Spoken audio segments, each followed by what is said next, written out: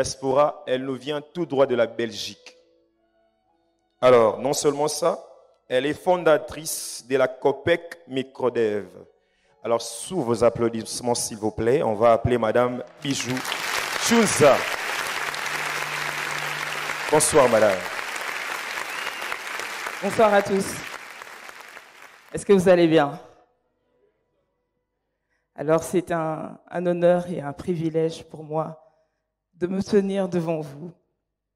Et je tiens à remercier Dan Mouchia et l'équipe de leadership Moment TV, ainsi que l'ASBL Trisomique pour cette invitation.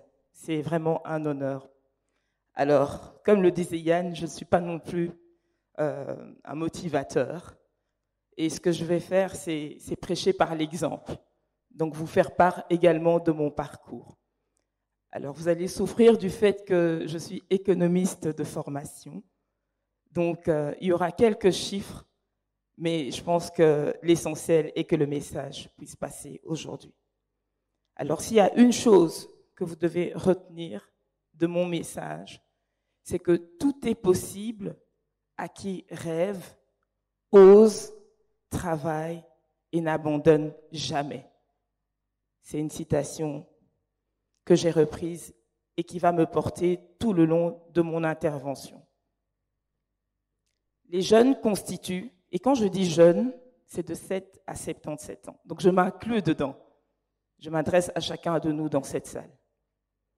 Les jeunes constituent une force vive, agissant pour le bien commun, et leur énergie, lorsqu'ils ont la possibilité d'exercer leurs droits, leur permet de susciter des changements positifs. Le continent africain dispose de l'une des populations les plus jeunes au monde, avec plus de 60% de la population africaine ayant moins de 30 ans. Le développement de l'Afrique est donc étroitement lié au bien-être des jeunes.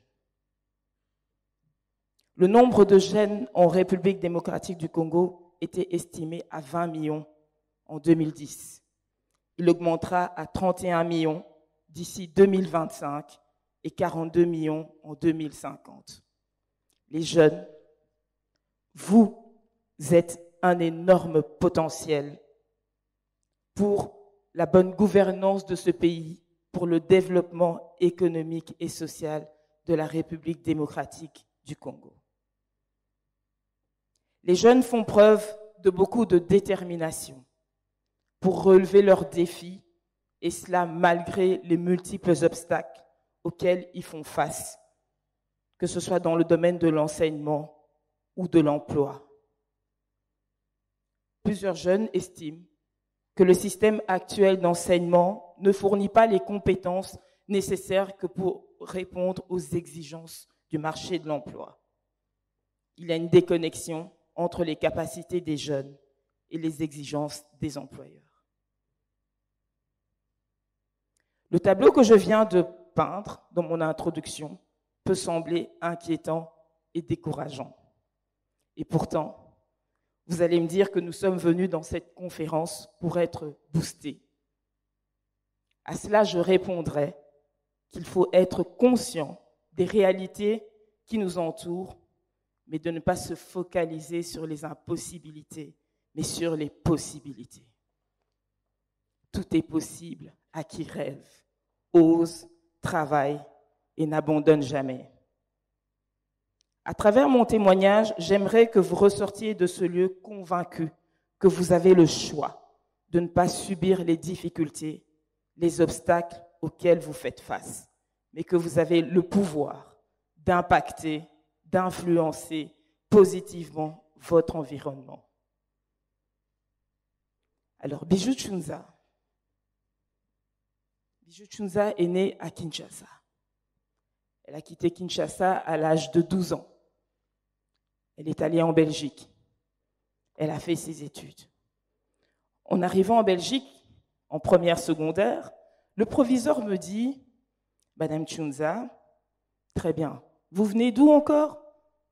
République démocratique du Congo. Ok. Donc, votre première année, ce sera une année blanche. Vous allez devoir reprendre l'année pour vous mettre à niveau. J'ai dit à niveau? Pourquoi est-ce que mon niveau serait inférieur à celui des autres? J'ai dit OK. J'ai suivi les cours assidûment. Ils ont vu mes résultats, comment ils étaient élevés, comment est-ce que je m'adaptais au fur et à mesure. À la fin de l'année, le proviseur m'a dit « Impossible de te recaler, tu passes en deuxième ». Je suis arrivée en Belgique avec un visa touristique. Donc, ce qui veut dire que je ne pouvais rester que quelques semaines. Donc, après quelques semaines, j'étais devenue une sans-papier. Qui dit sans-papier dit qu'au niveau de l'administration, il est impossible d'être reconnu, d'avoir des droits. Mon proviseur me dira, les années sont en train d'avancer, tu arrives en 6e secondaire, il sera impossible d'avoir un diplôme homologué. Je lui ai dit, il n'y a pas de problème, continuons. Je me suis donnée à fond et à ma grande surprise, en terminant mes secondaires, j'avais un diplôme homologué par la communauté française.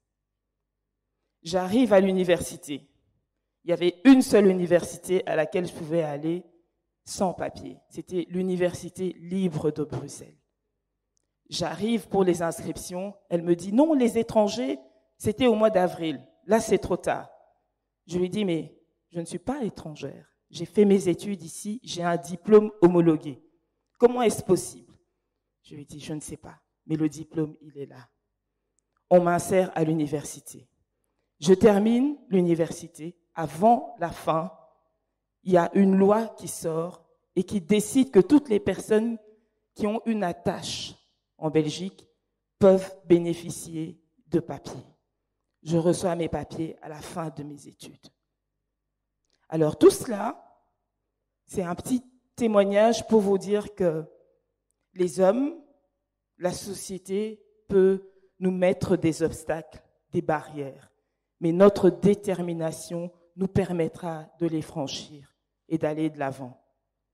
Je termine l'université, je cherche du travail pendant 1 an. J'envoie CV, lettres de motivation, rien. Nous avons le regret de. Nous avons le regret de. Je me dis, mais qu'est-ce qui se passe? J'ai fait tout mon parcours ici. Qu'est-ce qu'ont les autres que je n'ai pas? Alors on me disait, non, le néerlandais. J'ai pris des cours de néerlandais. Donc, au lieu de rester à la maison, de me tourner les pouces, j'ai dit, je vais investir. J'ai pris des cours de langue. Malgré ça, les portes étaient fermées. J'ai une opportunité, laquelle? De travailler au Katanga. Je prends mes clics et mes claques, je vais au Katanga. Retour RDC. Je ne suis pas arrivée la tête baissée, bien au contraire. J'étais curieuse de voir où en est mon pays et ce que je pouvais apporter. À ma grande surprise, j'ai trouvé beaucoup d'expertise en RDC. Vous savez, les gens qui sont dans la diaspora ont souvent la prétention de croire qu'ils sont experts, qu'ils sont plus expérimentés que vous. Mais je peux vous dire que c'est faux. Moi, j'ai rencontré des personnes expérimentées et qui m'ont appris beaucoup en République démocratique du Congo. Donc, ça a changé mon état d'esprit, ça a changé ma perception des choses. Et ça, je veux que vous en ayez conscience, que vous soyez conscient de cela. Alors, dans mon parcours en RDC, j'ai eu l'occasion de travailler en banque. J'arrive, on me dit, tu vas aller au service commercial. J'ai dit, mais non, moi j'ai fait Sciences Éco, j'ai fait les chiffres, qu'est-ce que je vais aller faire au service commercial? Vous savez, il y a des gens autour de vous qui peuvent détecter des aptitudes que vous-même vous ignorez. J'ai simplement travaillé. Et là, c'est pour dire à quelqu'un de ne pas négliger les opportunités qui peuvent se présenter à toi. Même si ce n'est pas le travail que tu voudrais, prends, acquiers de l'expérience. Tu peux avoir des compétences que tu vas acquérir de là, ce qu'on appelle des soft skills, c'est-à-dire même des petites compétences. Déjà même la rigueur de pouvoir te lever le matin, aller au travail, avoir des règles que tu dois respecter, des deadlines qu'on te fixe, ça te forme. J'ai pris ce travail. J'étais service commercial. Je me suis dit, OK, on va le faire. À ma grande surprise, il y avait des bons résultats. J'atteignais les objectifs, les targets qui m'étaient fixés. Pourquoi? Parce que je me donnais. Je regardais ceux qui étaient les plus performants, je prenais des notes, des leçons de ce qu'ils faisaient bien et je l'appliquais. Alors vous savez quoi? La première banque belge m'appelle un jour parce qu'ils avaient vu mon CV pour me demander ce que je faisais. Quand j'ai expliqué que j'étais au service commercial, c'est ce profil qui les a plu. Et donc, j'ai été rappelée en Belgique. Donc, j'ai passé mon interview à partir du Katanga. J'ai postulé pendant 1 an en Belgique. Ils ne m'ont pas pris. Là, c'est eux qui sont venus me chercher. Pourquoi? Parce que je n'ai pas baissé les bras, parce que j'ai continué, parce que je me suis investie, parce que j'ai pris ce que je pouvais prendre.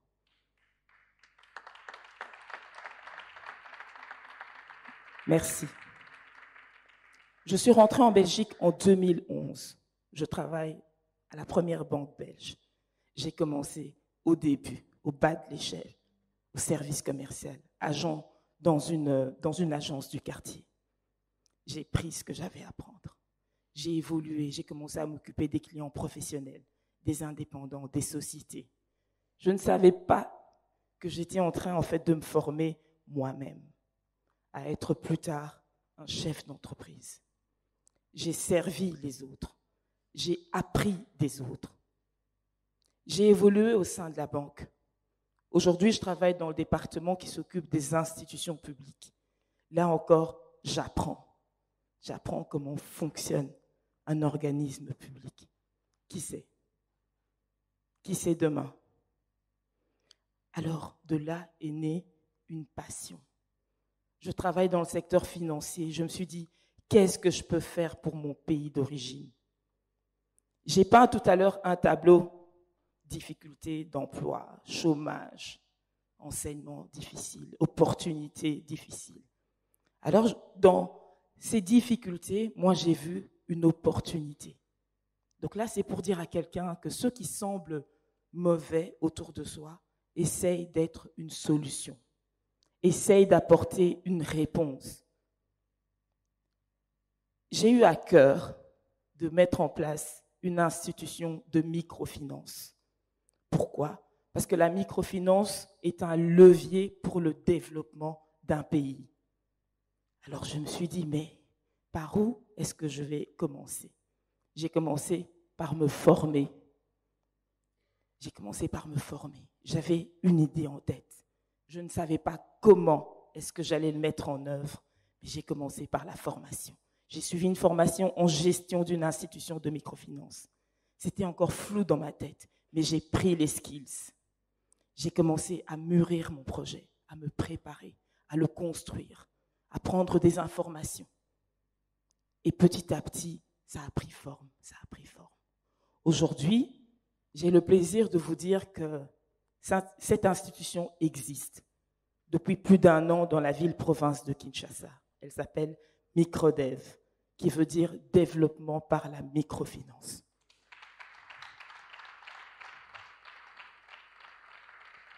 Merci. Microdev a pu avoir le soutien de grands organismes en Belgique. Je ne pensais pas aller jusque-là au moment où j'ai mis cette structure en place. La Fondation Roi Baudouin, que certains connaissent, soutient Microdev, la ville de Bruxelles, la région Bruxelles-Capitale. Il y a quelques mois, il y a une mission économique belge qui a eu lieu au mois de mars. Ils sont venus voir Microdev. Microdev a pour vocation d'offrir des services financiers et non financiers à des personnes qui sont exclues du système bancaire classique. Je me suis dit, 80% de la population évolue dans le secteur informel. 60% sont des femmes.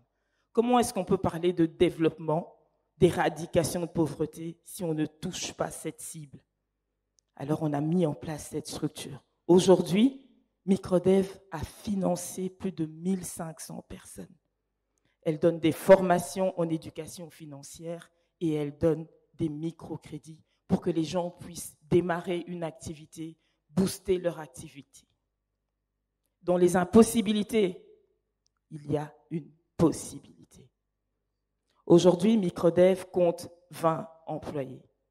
Alors, à titre d'illustration, je vais demander à l'équipe de Microdev qui est dans la salle de bien vouloir se lever. Ce sont des jeunes qui ont été recrutés.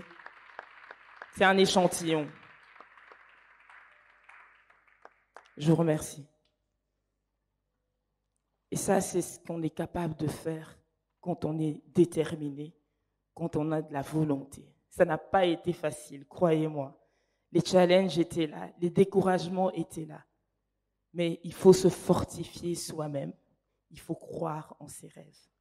Donc, je terminerai en disant, tout est possible à qui rêve, ose, travaille et n'abandonne jamais. Merci.